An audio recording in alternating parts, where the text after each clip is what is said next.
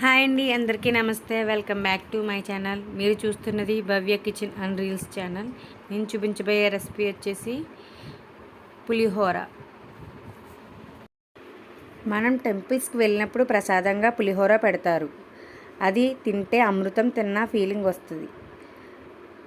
అంతే టేస్ట్గా మనం ఇంట్లో తయారు చేసుకోవడానికి నేను ప్రత్యేకంగా శాస్త్రీయంగా చేసేవారి దగ్గర చూసి నేర్చుకుని మీకు ఈ రెసిపీని ప్రజెంట్ చేస్తున్నానండి.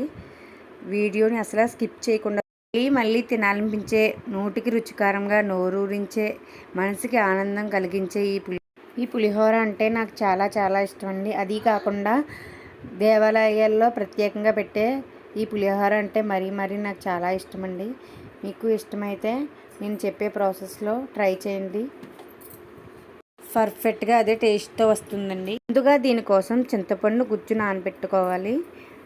ఇది 100 గ్రాములు తీసుకుంటున్నాను. నేను 2 గ్లాసులు బియ్యం పులిహోర చేస్తున్నాను. అందుకోసం ఆవ పెట్టడానికి కోసం కొద్దిగా ఆవాలు, చిన్న అల్లం ముక్క, తగినంత ఉప్పు, 2 ఎండుమిర్చి, ఈ 4 మిక్సీ పట్టుకుని మెత్తగా గ్రైండ్ చేసుకుని పేస్ట్లా రెడీ చేసుకోవాలి. ఈ పేస్ట్ పక్కన పెట్టుకుని తరువాత స్టవ్ మీద పెనం పెట్టుకొని మనం ముందుగా ప్రిపేర్ చేసుకున్న చింతపండు గుజ్జు ఈ పెనంలో వేసుకుని 4 పచ్చిమిర్చి చీలికలు ఇందులో వేసుకోవాలి. మనం ముందుగా ప్రిపేర్ చేసుకున్న పేస్ట్ కూడా ఇందులో యాడ్ చేసుకోవాలి. అందులోనే కొద్దిగా బెల్లం కూడా వేసుకుని బాగా కలుపుకొని ఉడికించుకోవాలి. ఈ చింతపండు గుజ్జు దగ్గరికి పడే వరకు సిమ్లో పెట్టుకుని మాడకుండా, అడుగంటకుండా కలుపుకుంటూ ఈ పులుసుని ఉడికించుకోవాలి. అసలైన టేస్ట్ అంతా ఈ పులుసులోనే ఉంటుందండి. ఇది సిమ్లో పెట్టుకుని మాత్రమే ఉడికించుకోవాలి. ఎందుకంటే అడుగట్టేస్తే ఈ పులుసు అంతా పాడైపోతుంది, మన పులిహోర టేస్ట్ అంతా మారిపోతుంది. అందుకోసం బాగా దగ్గర పడేంత వరకు గరిటెతో కలుపుతూ ఉడికించుకోవాలి. రెడీ అయిన పులుసుని పక్కన పెట్టుకొని స్టవ్ మీద మళ్ళీ కళాయి పెట్టుకొని కొద్దిగా ఆయిల్ పోసుకోవాలి. పోపుకు తగ్గినంత ఆయిల్ పోసుకోవాలి. ఈ ఆయిల్ హీట్ అయిన తర్వాత వేరుశనగ గుళ్ళు 2 టేబుల్ స్పూన్లు వేసుకోవాలి. అందులోనే 1 టేబుల్ స్పూన్ ఆవాలు, 2 టేబుల్ స్పూన్ల శనగపప్పు కూడా వేసుకుని బాగా ఫ్రై చేసుకోవాలి. వీటిని గరిటెతో బాగా ఫ్రై చేసుకోవాలి.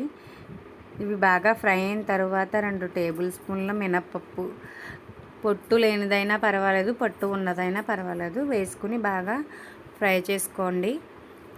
ఇవి కూడా బాగా ఫ్రై అయిన తర్వాత సన్నగా తరిగిన అల్లం ముక్కలు వేసుకుని కూడా బాగా ఫ్రై చేసుకోవాలి. మీడియం ఫ్లేమ్లో పెట్టుకుని మాత్రమే ఫ్రై చేసుకోవాలి, పోపు మాడిపోతుంది. అలాగే పచ్చిమిర్చి చీలికలు కూడా వేసుకుని బాగా ఫ్రై చేసుకోవాలి. ఇవి బాగా ఫ్రై అయిన తర్వాత కరివేపాకు రెమ్మలు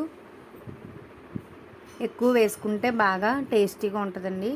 కరివేపాకు కూడా వేసుకుని బాగా ఫ్రై చేసుకోవాలి. వీటితో పాటు ఎండుమిర్చి ముక్కలు కూడా వేసుకుని బాగా ఫ్రై చేసుకోవాలి. పోపులోనే కొద్దిగా ఇంగువ కూడా యాడ్ చేసుకుని ఫ్రై చేసుకోవాలి. చిటపటలు అణిగేంత వరకు బాగా ఫ్రై చేసుకోవాలి. ఈ పోపుల్లోనే కొద్దిగా పసుపు కూడా యాడ్ చేసేసుకుందాం. నేను రైస్లో యాడ్ చేసుకోవడం మర్చిపోయిన, రైస్లో యాడ్ చేసుకుంటే రైస్లో యాడ్ చేసుకోవచ్చు, కావాలితే పోపుల్లో కూడా యాడ్ చేసుకోవచ్చు. పోపుల్లో యాడ్ చేసుకుని పచ్చివాసన పోయేంత వరకు బాగా ఫ్రై చేసుకోవాలి. ఇది బాగా ఫ్రై అయిన తర్వాత స్టవ్ ఆఫ్ చేసుకోవాలి. ఈ పోపులను కొద్దిసేపు చల్లారనివ్వాలి. ముందుగా ప్రిపేర్ చేసుకున్న చింతపండు గుజ్జును కూడా చల్లారనివ్వాలి. అలాగే నేను ముందుగా రైస్ ప్రిపేర్ చేసుకున్నానండి. 2 గ్లాస్ రైస్ తీసుకున్నానండి. దానికి 4 గ్లాస్ వాటర్ వేసుకుని పొడిగా అన్నం వండి చల్లార్చుకోవాలి. మనం 3 చల్లార్చుకుని పక్కన పెట్టుకుంటాం. తర్వాత మాత్రమే ఈ పులిహోర కలుపుకోవాలండి. రైస్ వేడివేడిగా ఉంటే కలుపుకుంటే రైస్ అంతా ముక్కలు అవి చూడడానికి తినడానికి కూడా బాగోదండి. అందుకోసం ఈ 3 చల్లారిన తర్వాత ఒక్కొక్కటిగా వేసుకుని నీట్గా అలా పామునట్టు నేను ఎలా కలుపుతున్నానో పైన ఎలా పైనుంచి అడిగి నుంచి తీసుకుని పైనుంచి కలపడం, అలా నీట్గా అలా అంతా రైస్ మొత్తం కలిపితే రెడీ అయినట్లేండి పులిహోర, ప్రసాదం పులిహోర. నా వీడియో కనుక నచ్చినట్లయితే లైక్ చేయండి.